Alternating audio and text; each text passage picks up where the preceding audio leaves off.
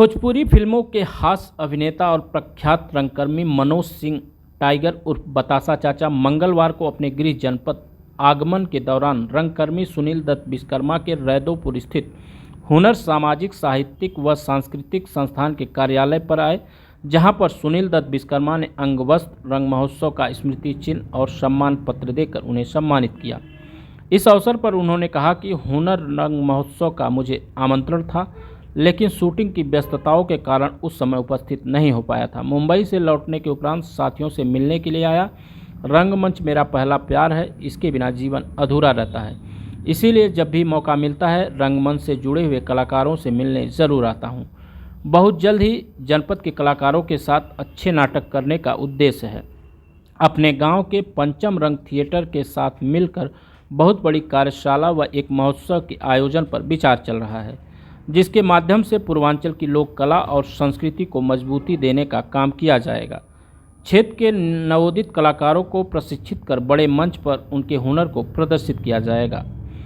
आजमगढ़ सदर लोक सीट से लोकसभा उपचुनाव 2022 और लोकसभा चुनाव 24 में भारतीय जनता पार्टी के प्रत्याशी भोजपुरी फिल्मों के सुपरस्टार दिनेश लाल यादव निरहुआ के लिए घर घर जाकर वोट मांगने वाले भोजपुरी फिल्मों के प्रसिद्ध हास्य अभिनेता मनोज सिंह टाइगर लोकसभा चुनाव 2024 में निरहुआ को मिली हार से दुखी हैं।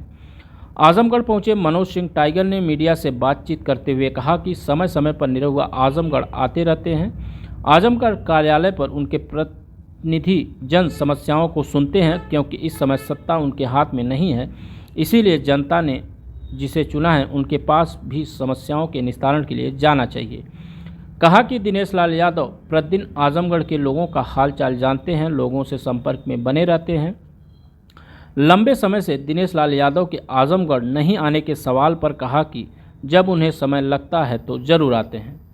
सांसद धर्मेंद्र यादव द्वारा विकास के मुद्दे पर निरहुआ पर झूठ बोलने का आरोप लगाया गया था। इसके जवाब देते हुए मनोज सिंह टाइगर ने कहा कि सांसद धर्मेंद्र यादव संसद में आवाज़ उठाएं, मोदी सरकार सबकी सुनती है, उनके भी सुनेगी।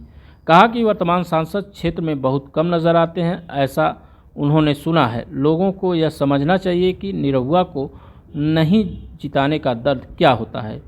कहा कि वर्तमान सांसद से आजमगढ़ की जनता का मिलना असंभव है, जबकि निरहुआ से लोग फिल्मों की शूटिंग के दौरान भी मिल लेते थे। मीडिया से बातचीत के दौरान उन्होंने अपनी आने वाली हिंदी और भोजपुरी फिल्मों की भी जानकारी दी। आजमगढ़ आए हैं, किस सिलसिले में आए हैं? सर, आजमगढ़ आने का उद्देश्य ये था कि यहाँ पर अभी आजमगढ़ महोत्सव कराया था सुनील जी ने, सुनील विश्वकर्मा जी। तो सुनील भाई से हमारा 20 साल का संबंध है, और जब इनके साथ आजमगढ़ में आया था महोत्सव में, उस दौरान जब शुरू हुआ था, तो अभी इनके साथ काफी नाटक कर रहा हूँ। अभी आजमगढ़ महोत्सव जो गवर्नमेंट ने करवाया था उसमें भी हरिओत कला केंद्र में इनका बड़ा योगदान रहा। तो हमारा कमिटमेंट था कि महोत्सव में हम आएंगे, लेकिन शूटिंग थी और शूटिंग की वजह से पैकअप लेट हुआ और हम पहुंच नहीं पाए। तो एक कमिटमेंट था, तो आज सुनील विश्वकर्मा भाई के ऑफिस में आना हुआ और उन्होंने मुझे सम्मानित किया, जो हमारा सम्मान रखा था ये। और ये इनका जो हुनर इंस्टीट्यूट है, जो लोगों को, जो हुनरमंद लोग हैं जिनको ये प्रमोट करते हैं, और रंगमंच करना एक बहुत बड़ी बात है। और खास तौर पर महोत्सव करना, उसमें फंड इकट्ठा करना, क्योंकि रिकवरी तो है नहीं। सिनेमा में तो लोग पैसा कमा लेते हैं, रंगमंच तो बहुत मुश्किल काम है, और इस मुश्किल काम को अगर सुनील वर्मा कर रहे हैं तो बधाई के पात्र हैं। और मैं इन्हीं से प्रेरणा लेकर के, इनके सहयोग से, अपने यहाँ बेलवाई बाजार में, हमारा आजमगढ़ में ही घर है, आजमगढ़ में फूलपुर तहसील में पवई ब्लॉक में एक जगह है जमुहट, उसी के बगल में एक बेलवाई बाजार है।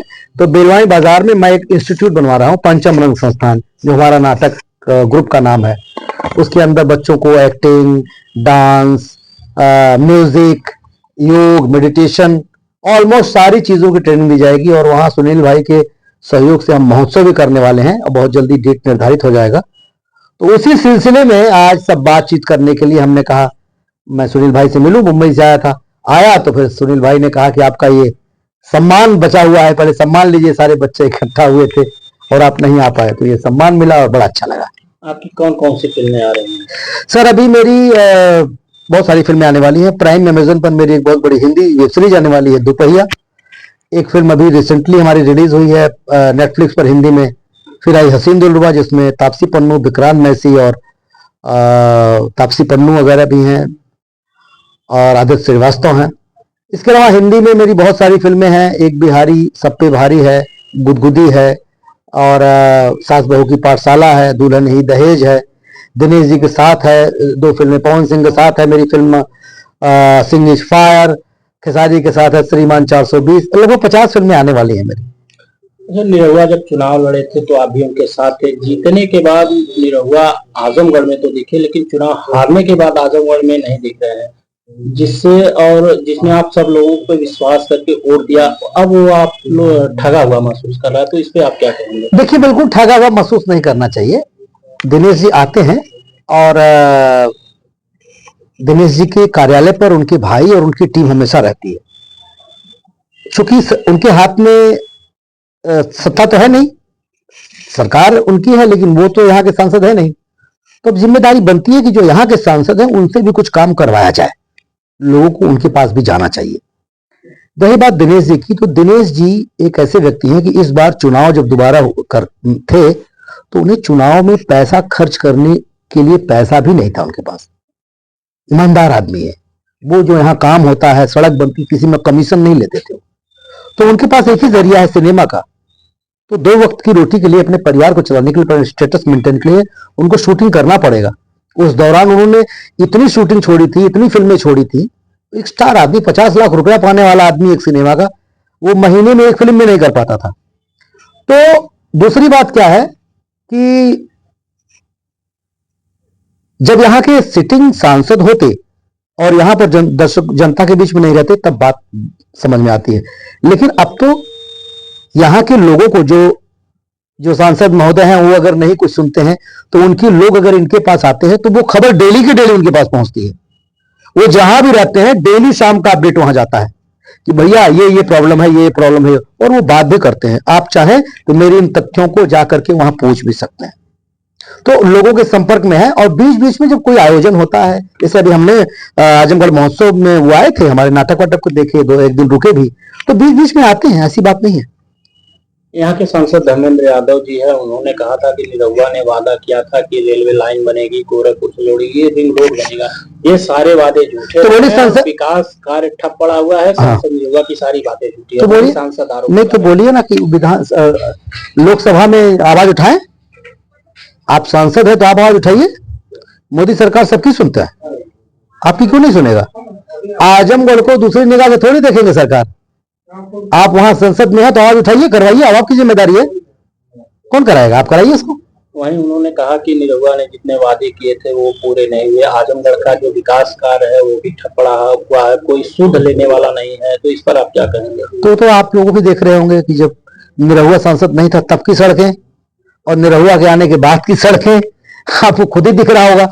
अपने सांसद निधि से भी पूछिए, इस दौरान 1 साल हो गया, धीरे धीरे कितनी सड़क बनवाए हैं वो। कोई एक आध सड़क बोलिए, अखबार में छाप दें, सोशल मीडिया पे डाल दें कि ये सड़क हमने बनवाई अपने सांसद निधि से, तो समझ में आ जाएगा। कुछ तो मिलता होगा, 5 करोड़ 6 करोड़ कुछ आता होगा कि नहीं आता उस सांसद निधि से, वो डालें अखबार में, दिखाएं सोशल मीडिया पे कि क्या काम हुआ है क्या नहीं। निरहुआ ने चुनाव जीतने के बाद कहा था कि आजमगढ़ में फिल्म सिटी बनवाऊंगा, लेकिन अब खुद भी गायब है, फिल्म भी नहीं बन रही है। आजमगढ़ में शूटिंग, तो आजमगढ़ को फिल्म सिटी चाहिए तो आजमगढ़ निरहुआ को जिताए। एक बार तो जिताया, एक बार 15 महीने में क्या होता है, आप जिताइए। आप लोगों को समझ में आना चाहिए ना कि नहीं है तो नहीं रहने का दर्द क्या होता है, समझ में आना चाहिए ना भैया। वर्तमान सांसद है जो कई महीने, वर्तमान सांसद तो उनके विषय में आप क्या? आजमगढ़ में तो अबे ना करे, हम सुनी लम देखबे ना के लिए उनके कहो निरहुआ के तो कान कोनो सब पकड़ लेते रहा। आप समझ में आई कि निरहुआ अपने कार्यालय में कितना देर बैठे रहा, वो लोग अपने कार्यालय में कितनी देर बैठे थे। फोटो में शकल देखे ना मिले था, सामने का बातें छोड़ दे।